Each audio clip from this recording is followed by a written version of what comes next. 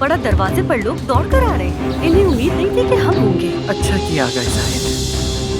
तुम ठीक हो ना? बहुत परेशान हो गई थी। अल्लाह करे ये उनका आखिरी हमला हो जैसा तुमने कहा, बस ये उनकी शुरुआत ना हो। हैदर तुम्हें चाय पे ले जाना चाहता है। आंटी से क्या कहा है? वो क्यों कर रही है मेरे साथ ऐसा? तुम किसके साथ ये खेल खेल रही हो नूर, बताओ ना। अली साहब के साथ या सनान साहब के साथ? और जिससे तुम्हारा इश्क चल रहा है ना, जाकर उससे हमारी शिकायत लगाओ। चलो भागो। हाँ। अली साहब, दूर हो जाओ उस लड़की से और तुम उससे शादी नहीं करोगे। क्यों अली साहब? कान खोल के सुनो, दूर रहो। कहा ना? सच है, तुम मर जाओ कहीं जाकर। तुमने ठीक नहीं किया अली, माफ नहीं करूंगी। ये मोहब्बत बदुआ बन गई है।